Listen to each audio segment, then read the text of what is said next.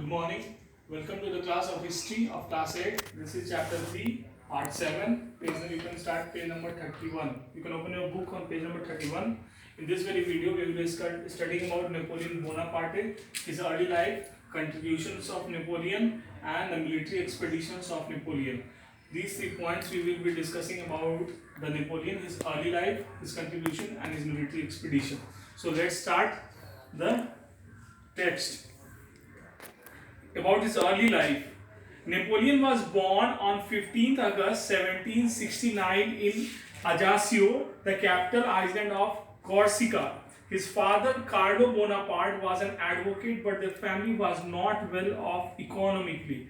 Napoleon was born on 15th August and his father was an advocate. Advocate कहने का मतलब वकील थे. वकील मतलब lawyer, वकील, advocate, they are the synonymous terms, right? But the family was not very well economically. वकील होने के बावजूद भी उनकी फैमिली आर्थिक रूप से उतनी मजबूत नहीं थी. Napoleon studied in a military school. After his victories at the Italian border, Napoleon was nicknamed as the little corporal. Italian border पर उनकी जीत के बाद उनको लिटिल कॉर्पोरल भी कहा गया. उनका निक नेम लिटिल कॉर्पोरल था. Even in competitive examination question from general knowledge is being asked that who is known as little corporal. The answer is Napoleon Bonaparte. This name was given to him by his soldiers when he was very young and unknown corporal. यह नाम उनको उनके सैनिकों के द्वारा दिया गया था जब वो बहुत यंग थे और उतने फेमस नहीं हुए थे. This is all about the early life. In addition, there is some more text available about his early life. From the beginning, Napoleon was an ambitious man. शुरू से ही नेपोलियन बहुत ज़्यादा महत्वाकांक्षी आदमी थे. एम्बिशियस कहने का मतलब महत्वाकांक्षी. नेपोलियन बहुत महत्वाकांक्षी आदमी थे, मतलब जीवन में बड़ा आदमी बनना चाहते थे. He joined the French army and after his success against the European nations, he was promoted to the rank of brigadier general. तो उनका प्रमोशन ब्रिगेडियर जनरल के रैंक पे हो गया. जब उनको यूरोपियन नेशंस के सामने उनको सफलता मिली तो उनका प्रमोशन ब्रिगेडियर जनरल की रैंक पे हो गया जब वो आर्मी ज्वाइन किए थे. आर्मी ज्वाइन करने के कुछ समय के बाद उनका प्रमोशन ब्रिगेडियर जनरल की रैंक में हो गया. ही देन कंक्वर्ड इटली. उन्होंने इटली को जीता. However, Napoleon was defeated by Admiral Nelson in the Battle of Nile in 1798. लेकिन नेपोलियन को एडमिरल नेल्सन के द्वारा मुंह की खानी पड़ी, हार प्राप्त हुई. कब? 1798 में. किस बैटल में? बैटल ऑफ नाइल में. He then return to France where he was given warm welcome. लेकिन वो फ्रांस लौटे तो उनको गर्मजोशी से स्वागत किया गया. He eliminated the directory and was appointed the first council in AD 1802. तो जो डायरेक्टरी थी जिसके द्वारा गवर्नमेंट चलाया जा रहा था उसको इन्होंने क्या किया था? एलिमिनेट कर दिया, हटा दिया. And he was the first council. he was appointed first council in AD 1802. In 1804 he was coronated as the emperor of France. और 1804 में उनको फ्रांस का एम्परर का ताज पहना दिया गया, मतलब वो फ्रांस के एम्परर शासक बन गए. इन 1804 emperor became Napoleon became the emperor of France. 1804 में नेपोलियन जो है फ्रांस के एम्परर बन गए, शासक बन गए. This is all about the early life of Napoleon. कैसे वो आर्मी में गए, आर्मी से ब्रिगेडियर, आर्मी में उनका प्रमोशन ब्रिगेडियर जनरल के रैंक पे हुआ. उसके बाद वो जब वो नाइल के बैटल ऑफ नाइल में हार के लौटे तो फिर भी उनका गर्मजोशी से स्वागत हुआ.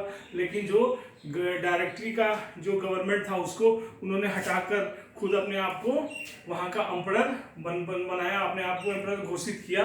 तो this is all about the early life of Napoleon. So this first point is over. Let us come to the second point, the contribution of Napoleon. Napoleon का क्या योगदान था? In France, what is the contribution of Napoleon in Europe and in France? Napoleon reorganized the administration of France, which had totally gone into ruins owing to the bloods and chaos caused during the revolution. Napoleon ने France के administration को फिर से reorganise किया। Reorganise means फिर से उसको बनाया, फिर से उसको सही ढर्रे पे लाया, जो कि फ्रेंच रिवॉल्यूशन के द्वारा बर्बाद हो चुका था। जो फ्रेंच रिवॉल्यूशन के समय फ्रांस का एडमिनिस्ट्रेशन बर्बाद हो चुका था, उसको फिर से पटरी पे लाने का काम नेपोलियन बोनापार्टे ने किया था। He established a well organised state where people enjoyed security and piece.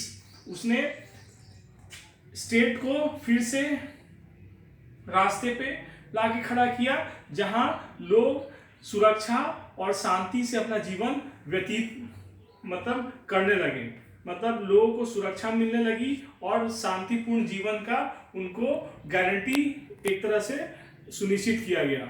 In the administration of Napoleon Bonaparte. Napoleon Bonaparte के एम्पररशिप में, नेपोलियन बोनापार्ट के गवर्नेंस में उनको, पीपल को, जनता को सिक्योरिटी और पीस गारंटी किया गया।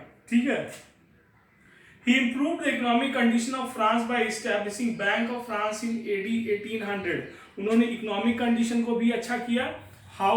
By establishing the Bank of France in 1800. 1800 में AD में बैंक ऑफ फ्रांस की स्थापना करके उन्होंने फ्रांस की इकोनॉमिक कंडीशन को भी अच्छा किया।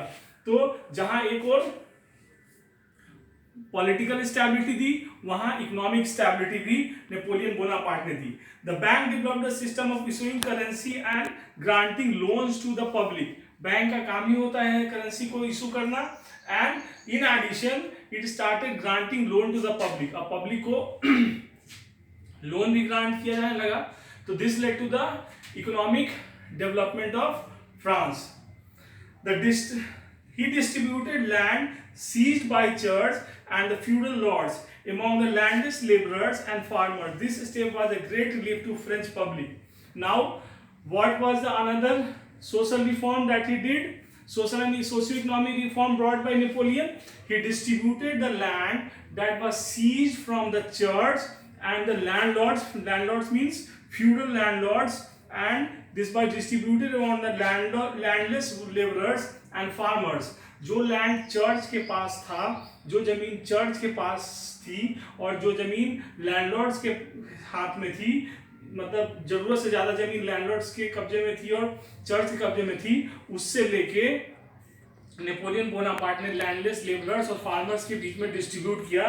This led to the prosperity and social and economic development of France, right. So this was the contribution of Napoleon in the development, socio-economic development of France. This step was a great relief to the French public.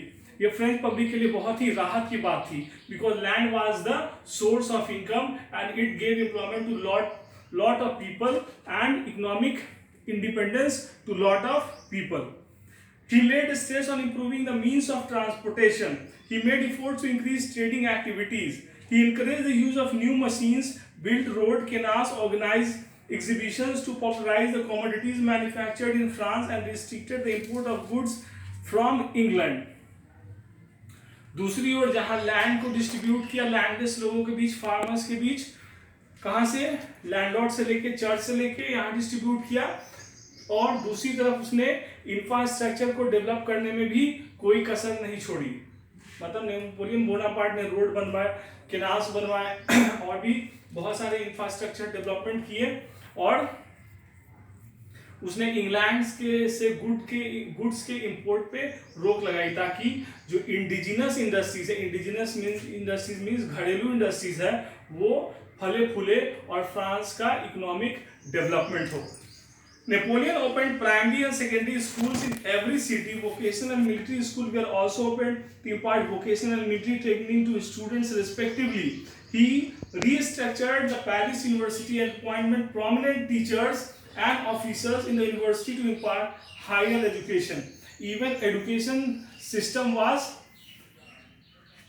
made far much better by Napoleon. Education system को भी एक नई ढर्रे से तैयार किया गया, उसमें भी बहुत मॉडिफिकेशन किया गया। अच्छे टीचर्स को मतलब रिक्रूट किया गया है, पेरिस यूनिवर्सिटी को मॉडिफाई किया गया और प्राइमरी और सेकेंडरी स्कूल हर शहर में खोला गया, vocational training centres, vocational institutes खोला गया, मिलिट्री स्कूल्स खोला गया, मिलिट्री ट्रेनिंग सेंटर्स खोला गया, जिससे क्या हुआ, ह्यूमन रिसोर्स के क्षेत्र में भी डेवलपमेंट हुआ। नेक्स्ट पॉइंट, हायर एजुकेशन के क्षेत्र में भी डेवलपमेंट हुआ। Napoleon opened model schools for the training of teachers. He offered scholarship to intelligent students and opened separate institute for research work. He encouraged the study of literature, art and science. Teachers के लिए भी training centre खोला, intelligent student को scholarship दिया, research work को promote किया, study of literature, art and science को promote किया। Napoleon observed, I found the crown of France lying on the ground and I picked it up with my sword. Napoleon ने कहा, observe किया कि France का ताज जमीन पे गिरा हुआ है और मैंने उसे अपने तलवार से उठाया। During the French revolution a number of measures were taken to undermine the superiority of church, but Napoleon realized the immense support the Pope enjoyed among the people. Therefore, to pacify the Pope, he entered into a religious compromise with the Pope called the Concordat, AD 1802. Means, I think the time is over. This point I will be discussing in the next video. Some point is remaining in this second topic. This I will be discussing in the next video, that is part 8. So till then, take care and stay safe.